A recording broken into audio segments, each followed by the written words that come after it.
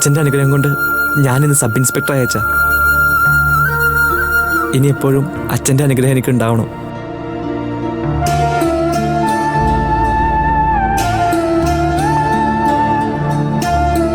എന്നെ ഈ സ്ഥാനത്തെത്തിക്കാൻ വേണ്ടി എൻ്റെ ഭാവനേച്ചിയും അമ്മയും സേതുവേട്ടനും മായേച്ചിയും സൂര്യേട്ടനും ഭാനുവും എല്ലാം ഒരുപാട് ബുദ്ധിമുട്ടിയിട്ടുണ്ട് അച്ഛാ. അതൊന്നും ഞാൻ മറക്കില്ല അച്ഛാ. ഞങ്ങൾക്കെല്ലാം അച്ഛൻ്റെ അനുഗ്രഹം എപ്പോഴും ഉണ്ടാവണം.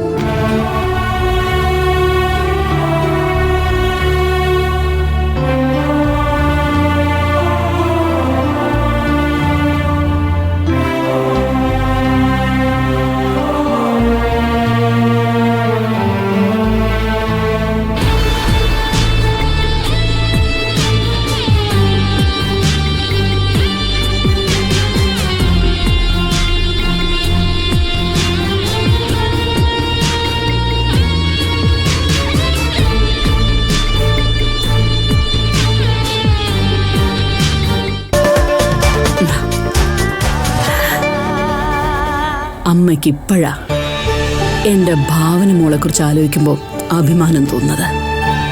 അതെ അമ്മേ, എൻ്റെ ചേച്ചിയുടെ അധ്വാനത്തിന്റെ ഫല എൻ്റെ ഈ യൂണിഫോം. അതെ. എടാ, നമ്മൾ എന്തൊക്കെ ആഗ്രഹിച്ചാലും അതിനെ പിന്താങ്ങാനും ഒപ്പം നിൽക്കാനും ആരെങ്കിലും ഒക്കെ ഉണ്ടെങ്കിലേ ആ ആഗ്രഹം നമുക്ക് നേടാൻ പറ്റും. എടാ, ഇവിടെ ഭാവന തന്നെയാണ് നിന്റെ ബലം. ഈ യൂണിഫോമിന്റെ പവിത്രത ഒരിക്കലും നീ നഷ്ടപ്പെടുത്തരുത്. അത്രയ്ക്ക് കരുതലായിരിക്കണം ഇനിയുള്ള ഓരോ നിമിഷവും. എനിക്ക് എന്റെ കൂട്ടുകാരോട് എന്നും എന്റെ ഏട്ടനെ കുറിച്ച് അഭിമാനത്തോടെ സംസാരിക്കണം. എടാ, ഒരിക്കലും നിന്റെ കൈകളിൽ അഴിമതിയുടെ കറ പുരളാൻ പാടില്ല. ഇല്ലേട്ടാ, ഇനിയുള്ള എൻ്റെ ജീവിതം ഈ സമൂഹത്തിന്റെ നന്മയ്ക്ക് വേണ്ടി മാത്രമായിരിക്കും. ട്രെയിനിങ്ങിലൂടെ കിട്ടിയ ഓരോ പാഠവും ഞാൻ അനുസരിച്ച് തന്നെ ജീവിക്കും. അതെ, ഭാവനയെ കാണാൻ പോയിട്ട് എന്തായി? അവർക്കെല്ലാവർക്കും സന്തോഷമായോ? ആയമ്മേ, ഭാവനേച്ചിയുടെയും സൂര്യേട്ടന്റെയും അങ്കിളിന്റെ ആന്റിയുടെയും ഒക്കെ അനുഗ്രഹം ഞാൻ വാങ്ങിച്ചു. നന്നായി മോനെ. പിന്നെ കൂട്ടത്തിൽ ആ സുനിലിനെ ഞാനൊന്ന് വിരട്ടുകയും ചെയ്തു. അതെന്തിനാ? എന്റെ ഈ യൂണിഫോമിന് എത്രമാത്രം പവർ ഉണ്ടെന്നും എനിക്കിത് ചേരുന്നതാണോന്നും ചേച്ചിക്കും സൂര്യേട്ടനും ഒന്ന് പരീക്ഷിക്കണമെന്നും അങ്ങനെ അവര് പറഞ്ഞിട്ടൊന്ന് ചെയ്തതാ. ഓഹോ, അത് ശരി. എന്നിട്ടെന്തായി, അവൻ വരണ്ടോ? പിന്നെ വരളാതെ ശരിക്കും ആശാനൊന്ന് പേടിച്ചു. ആ മാനസ വന്ന് ഞാൻ ആരാണെന്ന് പറഞ്ഞപ്പോഴാ ആശാനൊരല്പം ആശ്വാസമായത്. ആ രംഗം എനിക്കൊന്ന് കാണാൻ പറ്റിയില്ലല്ലോ. എന്നാ പിന്നെ ഞാൻ നിന്നെ ഒന്ന് വരട്ടെ. ഇങ്ങോട്ട് മാറിക്കടി. അയ്യോ വേണ്ടായേ. ഇനി എന്റെ ഭാനുവും കൂടി ഡോക്ടർ ആവണം. അതും കൂടി യാഥാർത്ഥ്യമായാൽ നമ്മൾ വിജയിച്ചു. അത് പിന്നെ ഉറപ്പല്ല അമ്മേ. ഭാനു മിടുക്കിയായൊരു ഡോക്ടറായിട്ട് വരും. എനിക്കും അഭിമാനത്തോടെ പറയാലോ, എന്റെ അനിയത്തി ഒരു ഡോക്ടറാണെന്ന്. എടാ, ഈ ഏട്ടനെ കുറിച്ച് നിനക്കൊന്നും പറയാനുണ്ടാവില്ലല്ലേ?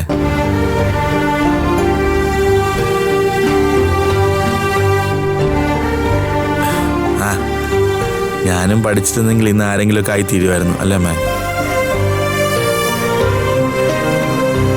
ഏട്ടനിപ്പോ ഒന്നുമില്ലെന്ന് ആരാ പറഞ്ഞേ?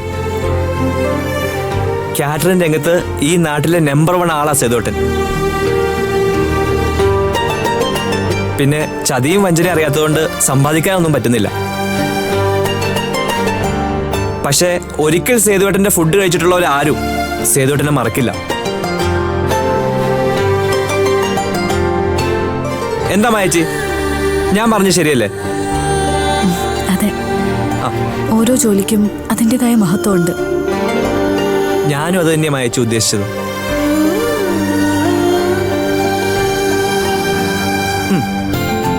മായേച്ചിയുടെ മനസ്സും കൈപ്പുണ്യാണ് എന്നും സേതുവേട്ടന്റെ ഐശ്വര്യം. അതെ, ഞാനും. ഓ, നമുക്കൊരു ഫോട്ടോ എടുത്താലോ? ചേട്ടന്റെ ഫോണിങ് തന്നെ, എന്റെ ഫോൺ അങ്ങ.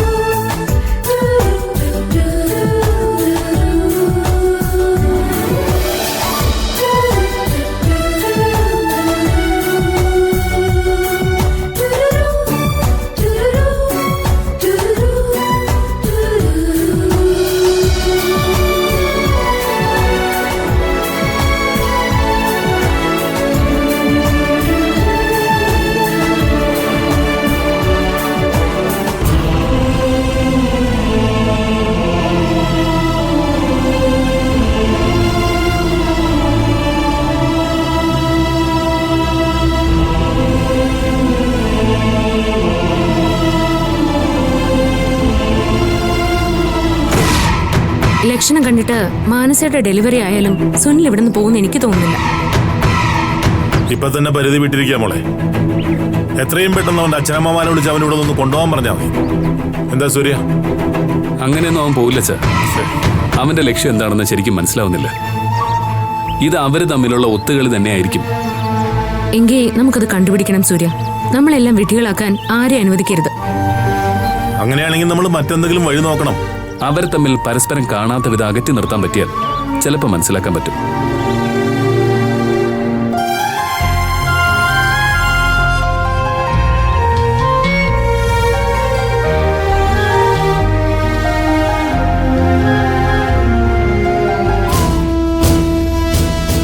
അങ്ങനെയാണെങ്കിൽ ഒരു ഐഡിയ ഉണ്ട് സൂര്യ. തൽക്കാലത്തേക്ക് മാനസയെ നമുക്ക് ഇവിടുന്ന് മാറ്റി നിർത്താം. അപ്പോ മാനസ എന്താണ് പറയുന്നതെന്ന് നമുക്കറിയാം. അത് കൊള്ളാം മോളെ. അതാകുമ്പോ മറ്റു പ്രശ്നങ്ങളൊന്നും ഉണ്ടാവില്ല.